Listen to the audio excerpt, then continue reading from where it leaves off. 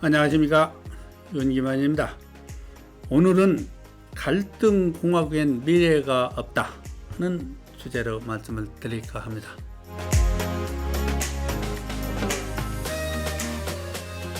여러 국민들이 지금 다 아시다시피 한국은 지금 갈등공화국입니다. 이 각종 갈등을 부추기면서 갈등을 조장하고 갈등하느라 나라가 발전을 못합니다. 내가 볼 때는 이 갈등 속에는 반드시 이 건달 정치인들이 끼어 있습니다. 건달 정치인들이 갈등을 숙주로 기생하면서 그 갈등을 조장하고 확대하고 재생산하고 거기에서 각종 그 가짜 뉴스를 발행하고 그래서 국민들을 혼돈에 빠지게 합니다.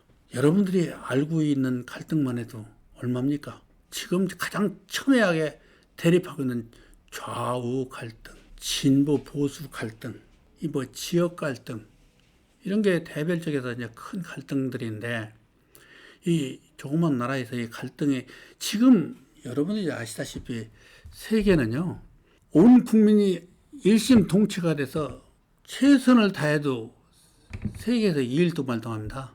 근데 내부에서 이렇게 갈등에 허덕여 가지고 국제 시장에서 이길 수 있겠습니까? 그 실질적으로 그 결과를 보시고 있잖아요. 이게 실업률이 줄지가 않잖아요. 침체된 내수 경제가 살아날 줄을 모르잖아요. 잘 나가던 수출 시장이 부진을 계속하고 있잖아요. 그것이 뭐냔 말입니다. 이 갈등의 결과거든요. 이 갈등을 숙주로 기생해서 성장한 슈퍼 단체들도 참 많습니다. 요즘은. 예를 들면 민노총 같은 거, 한노총, 전교조, 5.18 기념재단, 세월호 참사 가족협회, 청와대, 북한에 재갈 물린 남한 언론들, 정치 판사들, 슈퍼 단체들에 휘둘린 국민들, 이 사람들이 다 슈퍼 단체들입니다. 이 사람들은요, 이 슈퍼 단체들은 공권력에 미치지 않습니다. 법도 미치지 못해요. 법으로도 어떻게 안 돼. 그냥 목소리 크고 사람 많이 모여서 목소리 크면 그놈이 이기는 놈이야. 보니까 한국에서 이제 어느 날 지나가다가 자동차가 사고가 났는데 둘이 길거리에서 싸우고 있더라고. 근데 목소리 큰 사람이 이기는 것 같더라고. 지나가다 보니까 꼭 그 경우야. 갈등 속에서 성장한 슈퍼 단체들은 치해법권의 단체야. 한국의 법이 미치지 않는 치해법권자들이야. 이런 단체들이 존재해서는 안 돼. 그런데 문제는 한국 국민들이라는 게 사실은 굉장히 현명하고 똑똑한 사람들이고 교육 수준이 높습니다. 다 일당백이야. 세계 시장에 내놓으면. 그렇게 현명하고 스마트한 사람들이 어떻게 이걸 해결할 줄을 모를까. 나는 그게 굉장히 큰 의문입니다. 갈등들이 어떻게 생성이 됐느냐. 우리가 그걸 한번 짚어볼 필요가 있어. 그전에는 이렇게 갈등이 사람 사는 사이에 갈등이 없을 수는 없지만 이렇게 치해법권적 갈등을 숙주로다가 기생하면서 성장한 이런 슈퍼 단체들은 없었거든. 근데 요즘은 그런 것이 생겨나가지고 경찰력도 비치지 못해. 요즘은. 자, 이게 왜 이런 일이 생겼느냐. 그전에 이 야당 생활을 30년 동안 한 김영삼하고 김대중이라는 사람이 있었습니다. 이 사람들이 힘이 없으니까 여당은 못하고 야당만 30년을 하면서 유지하려고 하다 보니까 지원군이 필요했던 거야. 그래서 지원군을 이 사람들이 어디서 구했느냐. 이 공부 싫어하는 건달 학생들, 정치에 입문시켜주겠다는 이 미끼를 던져서 건달 학생들을 모집한 거야. 모집해가지고 거리로 내몬 거야. 데모하라고. 그래갖고 그 건달 학생들을 모집해서 그 사람들이 데모를 열심히 잘 하면 정치인으로 채용을 했어요. 국회의원 고문도 시켜주고 또는 선거 때 되면 그다음에 그동안에 데모를 열심히 한 건달 학생들에게는 공천도 해주고 그래서 당선도 시키고 정치인으로 성장을 합니다. 데모를 열심히 해가지고 정치계에 입문한 사람을 일군 건달이라고 그러면 1군 건달에 속하지 못한 2군 건달은 어디로 갔느냐? 이 2군 건달들이 괜찮은 회사에 위장 취업을 해가지고 노조를 만들기 시작했단 말이야. 노조를 만들어가지고서 거기서 노사쟁의를 벌이면서 파업을 일삼다 보니까 2군에서 생성된 노조 단체들 때문에 괜찮은 회사들이 수도 없이 파산했어요. 그리고 살아남은 몇 개의 회사는 외국으로 탈환해 버렸어. 그 한국에 남는 건 뭐냐? 회사가 도산을 하고 못 견뎌서 외국으로 나가면 한국에 남는 건 뭐죠? 실업자밖에 없는 거예요. 그 노사 단체들이 투쟁을 계속하면서 성장한 것이 요즘의 민노총, 한노총 이런 회사들이에요. 요즘 민노총, 한노총의 힘이 얼마인지 여러분들 아시죠? 정부도 어떻게 못합니다. 이 사람들. 듣는 소문에 의하면 문재인은 민노총이나 한노총의 얼굴 마담이라는 얘기가 회자되고 있습니다. 이 사람들이 시키는 대로 하는 거야. 문재인 정부도 지 맘대로 못하는 거야. 이 사람들이 휘둘려가지고. 지난번에 촛불 시위를 주도한 것이 민노총, 한노총 그리고 그 사람들에게 포섭된 순진한 국민들, 개돼지 국민들 이런 사람들이 광화문을 메꿔가지고서 한 정부를 무너뜨렸어요. 이렇게 힘이 세졌다고. 그러니까 그러다 보니까 이 사람들이 공치사를 원하는 거야. 우리가 이렇게 촛불을 들고 나가서 전 정권을 무너뜨리고 새 정권을 세워줬으니까 우리에게 좀 훈장 좀 나눠다오 하는 얘기거든. 그 사람들을 요구를 지금 정부에서 거절을 못하는 것 같아요. 들리는 소문에 의하면, 인터넷에 떠도는 얘기에 의하면 문재인은 얼굴 마담이다 뭐 이렇게들 얘기하고 있는데 내가 그런지 아닌지는 잘 모르겠어요. 들리는 소문만 들었을 뿐이니까 나도. 그래가지고서 이제 그 일군에서 정치인으로 포섭된 사람들이 이제 건달 정치인으로 성장을 한 거예요. 그래가지고 김영삼이한테 포섭이 돼서 정치에 입문한 사람을 상도동계, 김대중이한테 포섭이 돼가지고 정치에 입문한 사람들을 동교동계 이렇게 얘기를 했습니다. 지금 한국의 정치계를 지배하고 있는 양대 정당이 어딘지 아시죠? 여당과 야당 아닙니까? 지금 여당은 동교동계입니다. 야당은 상도동계입니다. 이것들이 다 건달들이었거든요.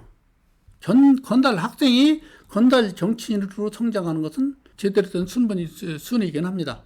이 사람들이 정치인으로 성장을 해가지고 오늘날 한국의 정치계를 지배했는데 내가 볼 때는 이 사람들이 민주주의가 뭔지도 모르고서 민주화를 요구하는 사람들이야. 이 사람들이 거리에 나와서 할 때는 민주화가 슬로건이었었거든. 광주 5.18 사태도 요구는 민주화였었거든요. 이 사람들이 민주화가 뭔지도 모르고 주장한 것 같아요.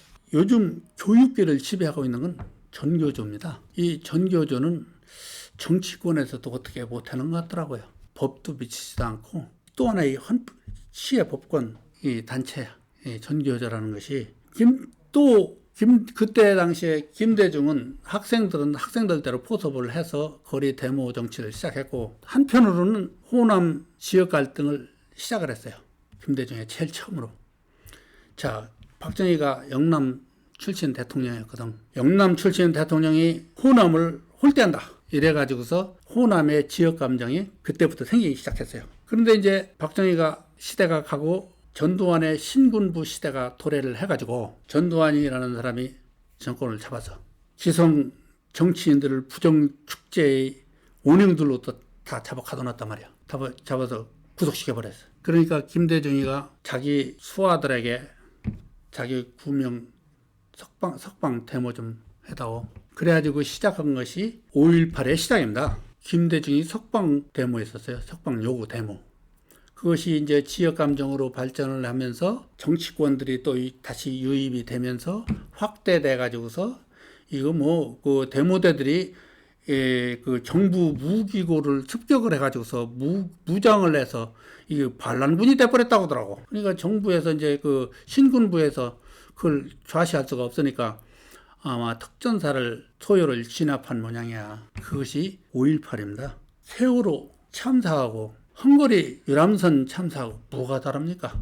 이거 둘 다 해난 사고입니다. 세월호에는 인원도 좀 많고 돈이 좀 풀렸거든요. 박근혜가 보상금을 너무 일찍 풀었다고 희생자들 가족들에게 돈이 풀리다 보니까 건달 정치꾼들이 그쪽에 들어붙어가지고 우리가 더 피해 보상을 받아줄 테니까 목소리를 높이자 한 것이 세월호 사건입니다. 내가 볼 때는 많은 국민들이 모여 사는 데는 사건 사고가 끊임없이 일어납니다. 그걸 문제를 삼아가지고서 뭐 7시간의 미터리 잃어버린 시간을 이용해서 뭐 갖가지 가짜 뉴스를 생산해가지고 물고 늘어지는 바람에 결국은 박근혜 정부가 몰락했지 않습니까? 그러다 보니까 이제 이게 좌파 우파의 갈등이 이 비대해져 가지고서 전국적인 갈등으로 확산된 거야, 지금 보니까. 그래가지고 지금은 좌우가 싸우는 것이 총만 안 들었지 완전 내전입니다. 각종 이 좌우 갈등이 아주 그냥 전국적으로 확산되는 데는 한 7명 정도의 그 문재인들이 있었던 것 같아. 내가 보기에는 처음에 이제 오세훈이라는 서울시장이 있었다고. 아니 이 친구가 시장이라는 공직을 게임에 걸어버린 거야. 게임에 걸어가지고서 내가 이 게임에 지면 시장적으로 물러나겠다. 아니 이 공직을 국민이 서울 시민이 만들어준 공직을 어떻게 지 게임에 걸어. 이런 세상에 이런 멍청한 사람은 처음 봤잖아요. 그래가지고 게임을 해가지고서 덜컥 져버렸네. 지니까 지가 또 깜냥에 약속을 지킨다고 시장적으로 덜컥 물러나 버렸네. 물론이가 보궐선거가 시작이 됐잖아. 근데 그 보궐선거에 이제 선거에 출마를 한 것이 이제 나경원, 박원순이 뭐 이런 몇 사람이 나왔는데 그때 안철수라는 사람이 하나 있었다고. 이 안철수라는 사람이 누구나 다 서울시장을 나올 거라고 예상을 했었어요. 그 사람이 지지도가 55%였었다고. 나경원이 지지도는 한 40% 됐었어요. 그리고 박원순이 지지도는 5%밖에 안 됐었다고.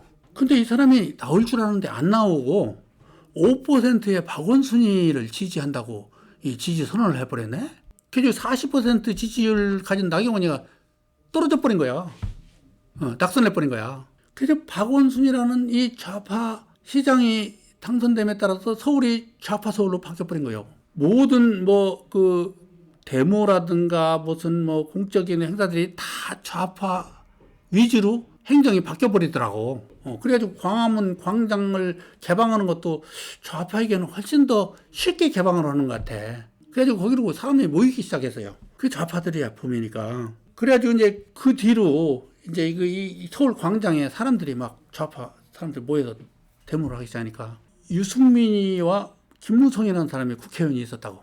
그 국회의원에서 말발에 쓰는 국회의원이었는 것 같아. 이 사람들이 이 좌파 데모대에 겁을 먹어가지고 그 당시에는 저들이 여당이었었는데 야당으로 야합을 해가지고 탄핵을 해버린 거야, 대통령을. 전 세계 나라가 한 230개 정도 된다고 그러더라고요. 그런데 나는 230개 나라에서 자당 대통령을 탄핵을 해버리고 자당, 자기가 속해 있는 당을 분해시켜버리는 사람들은 처음 봤어, 내가. 김무성이, 유승민이 처음 봤어. 이 사람들이 탄핵을 해놨는데, 탄핵을 했으면 이제 한국에서는 탄핵이 시스템이 2개더라고요. 국회에서 탄핵을 한 번 하고, 헌법재판소에서 또 탄핵을 한 번 하더라고. 탄핵 재판이 열렸는데, 그때 판결문을 보니까, 여자 재판관이 판결문을 읽더라고요. 근데 보니까 대통령 탄핵, 파면을 결정을 했는데, 왜 이유가 뭐냐? 박 대통령이 헌법을 소화하지 않을 것 같다. 그래서 파면한다. 아니 이런 추상적인 재판을 내버리더라고. 난 세상에 처음 봤나 그런 재판. 법관이면 법에 의해서 양심에 의해서 재판해야 되는 거 아닌가? 추상적인 재판을 하는 재판관은 나는 처음 봤어요. 그래가지고 이게 박근혜 정부가 몰락해 버렸다고. 그러더니 이제 그래가지고 이제 이 문재인 정권이 탄생했잖아요. 탄생했는데 탄생하고 나니까 이 문재인이 제일 먼저 간 데가 어딘지 아십니까? 세월호 학생들 단체를 찾아가가지고 학생들 보고 고맙다고 하더라고. 뭐가 고마운지 난 모르겠어. 고맙다.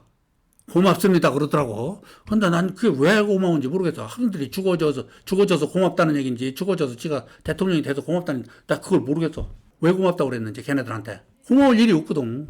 아니, 그리고 문재인이가 대통령 되더니 대법원 판사들 불러다 훈장 주더라고. 재판 잘했다고. 아니, 한국이 삼권 분립 회사 나라 아닌가?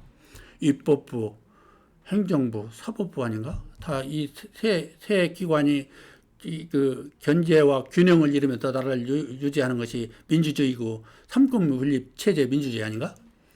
근데 행정수반한테 재판 잘했다고 헌법재판관이 가서 훈장받는 나라 처음 봤더나. 그러더니 또 어느 날은 아니 입법부 수장을 갖다가 자기 따까리로 고용하더라고. 입법부 수장이면 자기가 동등한 사람이거든 사실은. 그 사람이 따까리가 뭔지 아시죠? 군대 갔다 온 사람 따까리가 뭔지 알아요. 이 따까리가 자기 상관에 그 사병으로 이제 쓰여지는 잡다한 심부름하는 사람 보고 따까리라고 그러더라고 군대에서. 그 따까리로 이게 고용된 거예요. 정세균이라는 사람이 이거. 아니 이건 말도 안 되는 상권 분립에 내가 볼 때 이래가지고 나라가 좌파 나라, 우파 나라 해가지고 갈린 거야 지금. 그래가지고 둘이 내전하고 있는 거야. 이걸 어떤 방법 갈등을 하는 건 좋습니다. 사람이 사는 사회 속에서 갈등이 없을 수는 없습니다. 그러나 그 갈등이 국민의 행복과 희망을 만들기 위해서 그리고 나라의 발전과 부강을 위해서 갈등을 한다면 얼마나 좋겠습니까? 이게 그게 아니거든. 이 갈등은 한국에서 지금 진행되고 있는 갈등은 보니까 나는 언제나 옳고 남의 편은 언제나 틀렸고 이런 갈등은 해서는 안 돼. 나라를 망치는 거야 내가 볼 때는. 갈등을 해도 그 기본적인 질서는 지켜가면서 기본 룰은 지켜가면서 해야 되는데 그게 없어요.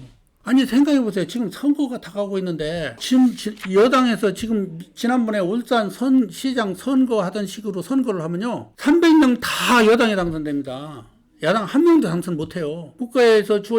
국민에게서 주어진 모든 권력을 총동원해가지고 될 사람을 다 쳐내버리고 안 될 사람을 갖다 내세워가지고 밀어줘가지고 당선되게 울산 시장 선거라고 하더라고. 그런 식으로 국가 권력을 총동원해가지고 이번 선거도 치른다면 이번 선거는 300명 다 여당에 당선됩니다. 야당 당선 못됩니다. 그리고 야당의 능력이 없어.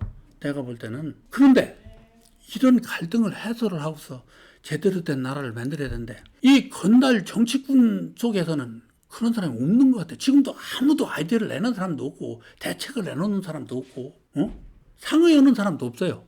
어떻게 해야 이 나라의 이 첨예한 갈등을 해소해서 나라 발전에 이바지를 할 수 있을 것인지 그런 걸 하자고 정치를 하는 거 아닌가? 그런데 그런 사람이 단 한 사람도 없어. 경제가 지금 엉망진창인 것 같아. 내가 볼 때는. 이 코로나 바이러스가 침범하기 전에도 경제는 굉장히 나빴었는데 거기에다 코로나 바이러스까지 덮쳐가지고 모든 소비가 중단이 된 상태란 말이에요. 지금 한국에.